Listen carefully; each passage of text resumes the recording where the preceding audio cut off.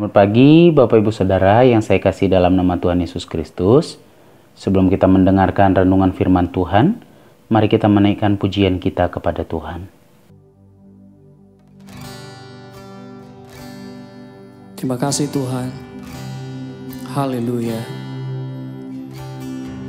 Kami bersyukur Bapa yang baik untuk kemuliaan Tuhan. Haleluya. Oh, Yesus,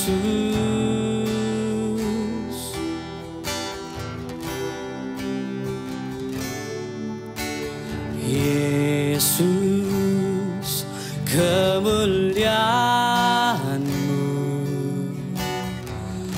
pulihkan hatiku. Yesus, kemuliaan-Mu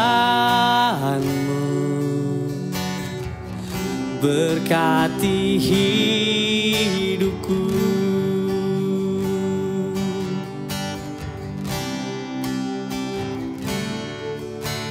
Yesus, kemuliaan-Mu pulihkan hatiku.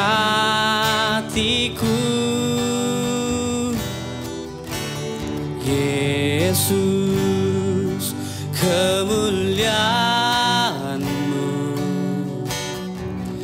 berkati hidupku. Segala pujian syukur bagi-Mu,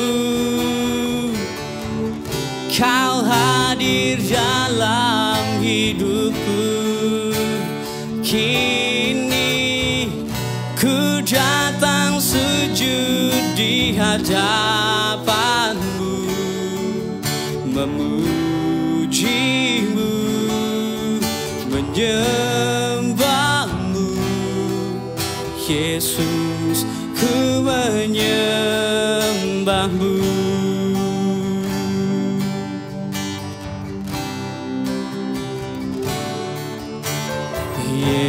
Yesus, kemuliaan-Mu pulihkan hatiku. Yesus, kemuliaan-Mu berkati hidupku. Segala pujian syukur bagi-Mu, Kau hadir dalam hidupku. Kini ku datang sujud di hadapan-Mu, memuji-Mu, menyembah-Mu. Yesus, ku menyembah-Mu. Segala pujian syukur bagi-Mu, Kau hadir dalam hidupku. Kini ku datang sujud di hadapan-Mu, memuji-Mu, menyembah-Mu. Yesus, ku menyembah-Mu. Yesus, ku menyembah-Mu. Yesus, ku menyembah-Mu. Selamat pagi, Tuhan Yesus memberkati.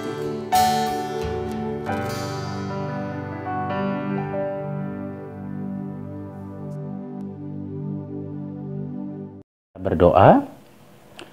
Kami bersyukur kepadamu Tuhan Yesus yang baik. Kalau pagi hari ini Tuhan masih memberi waktu kepada kami untuk kami boleh mendengar kebenaran firman Tuhan yang akan menjadi pegangan kami di sepanjang hari dalam kami beraktivitas. Urapan-Mu ada dalam kehidupan kami pribadi lepas pribadi, sehingga kami boleh memahami kebenaran firman Tuhan yang kami dengar pagi hari ini. Terima kasih Tuhan, kami siap untuk menerima kebenaran firman-Mu dalam nama Yesus. Haleluya. Amin. Puji nama Tuhan, Bapak Ibu Saudara. Tema kita di sebulan ini masih tetap ya, sampai di September ini masih tetap tentang kedewasaan. Berbicara tentang doa, mungkin kita sering sudah mendengar, bahkan Bapak Gembala kita juga pernah berkata di dalam khotbahnya bahwa ketika kita berdoa itu ada 3 jawaban dalam doa kita. Yang pertama adalah dijawab oleh Tuhan langsung, mungkin dalam berbentuk iya, bisa juga dalam berbentuk tidak. Ya, itu udah 2 jawaban, iya dan tidak. Lalu ada juga jawaban iya tapi tunggu. Jadi ada waktunya.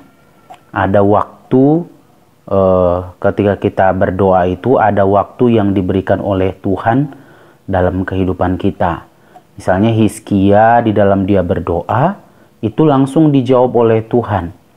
Ya, dia dikatakan akan meninggal, tapi ketika waktu itu dia menaikkan doanya kepada Tuhan, dan di waktu yang itu juga Tuhan menjawab langsung doanya bahwa umurnya akan diperpanjang. Ada juga doa-doa yang harus menunggu lama, misalnya Abraham menunggu janji Tuhan itu cukup lama, tapi dijawab oleh Tuhan. Nah, bagaimana kalau Tuhan mengatakan tidak atas doa kita? Itu yang akan kita bahas pada saat pagi hari ini. Ketika Tuhan berkata tidak atas doa kita ya. Lihat di dalam 2 Korintus pasal yang ke-12 ayat yang ke-7 sampai dengan ayatnya yang ke-10. Demikian firman Tuhan. Dan supaya aku jangan meninggikan diri karena pernyataan-pernyataan yang luar biasa itu, maka aku diberi suatu duri di dalam dagingku, yaitu seorang utusan iblis untuk menggocoh aku, supaya aku jangan meninggikan diri.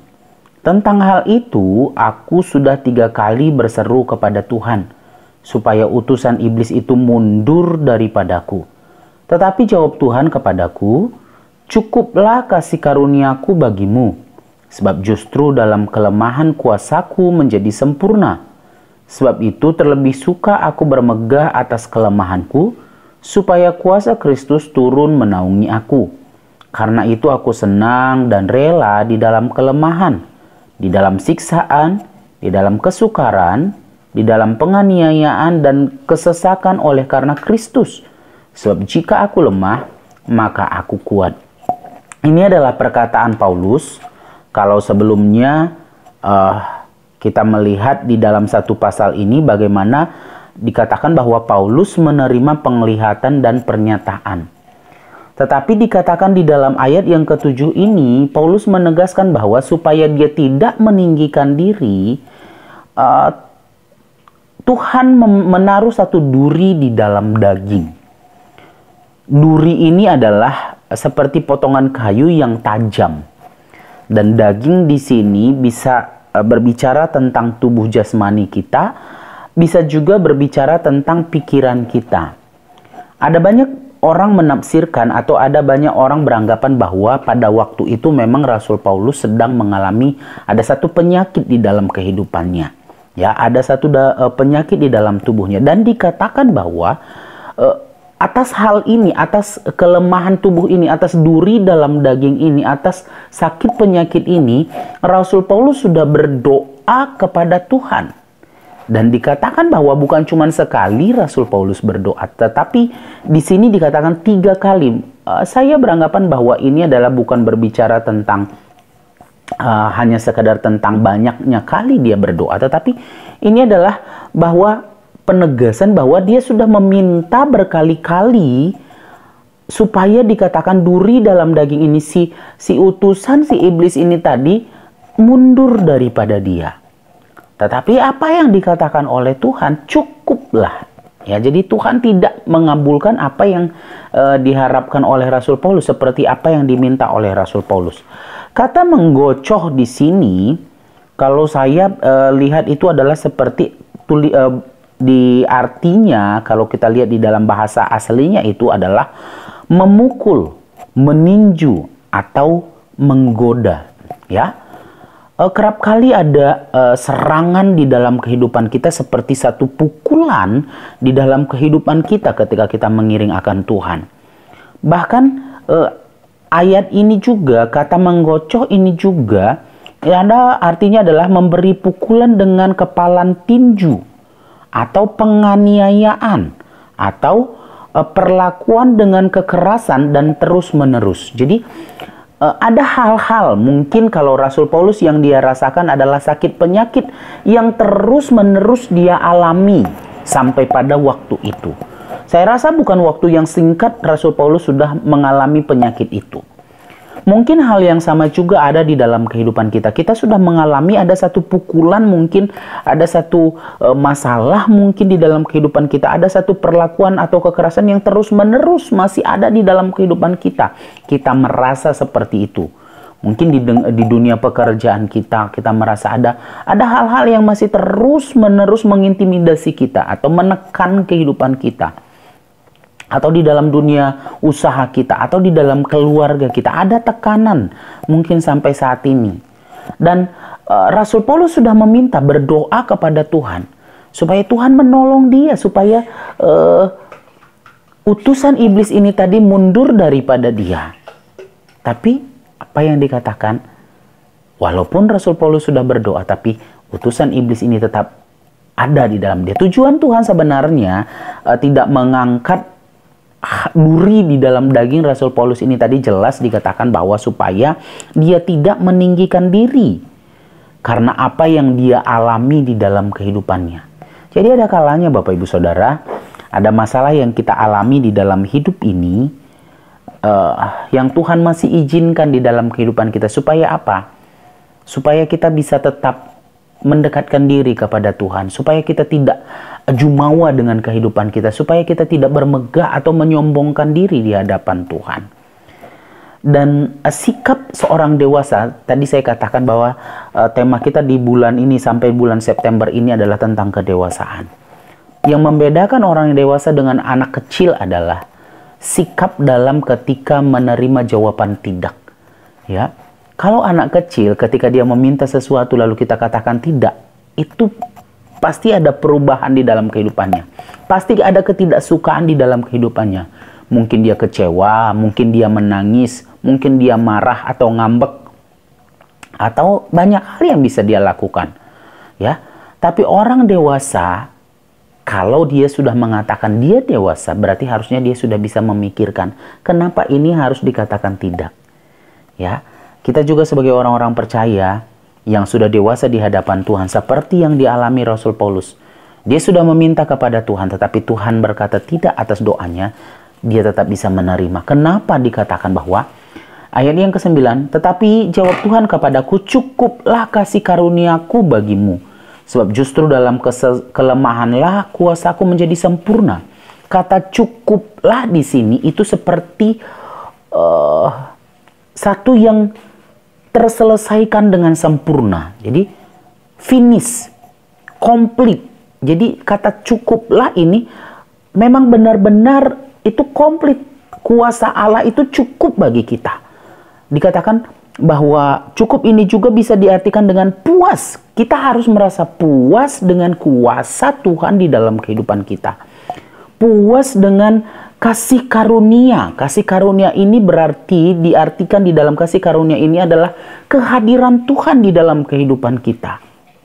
Ya, kasih karunia ini adalah kuasa Tuhan, kehadiran, kemurahan, kuasa Allah di dalam hidup kita. Ketika kita menghadapi satu masalah, sekalipun itu terus-menerus sepertinya sedang menyiksa kita, menekan kita, selama Tuhan bersama-sama dengan kita, cukuplah itu bagi kita. Kita harus merasa puas selama Tuhan masih beserta dengan kita. Karena kita percaya bahwa di dalam kelemahanlah kuasaku menjadi sempurna, dikatakan oleh Tuhan.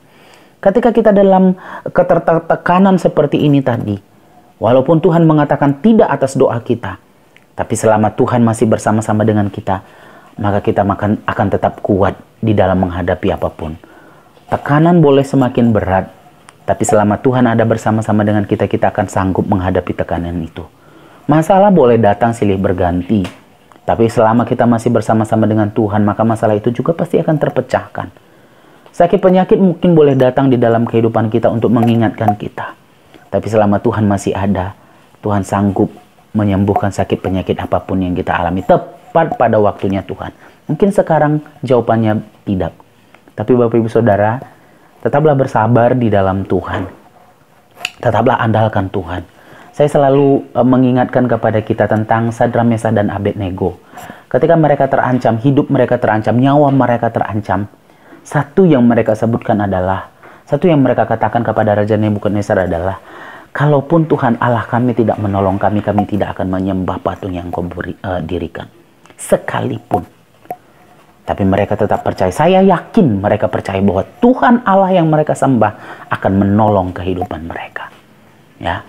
Jadi kalaupun hari-hari ini kita mungkin mendapat jawaban tidak, jangan menjadi kecewa, jangan menjadi sedih hati, bahkan jangan menjadi meninggalkan Tuhan. Tapi mari tetap berserah diri kepada Tuhan. Andalkan Tuhan. Karena di dalam kelemahan itu kuasa Tuhan menjadi sempurna di dalam kehidupan kita. Puji nama Tuhan. Ini kebenaran firman Tuhan pada saat pagi hari ini.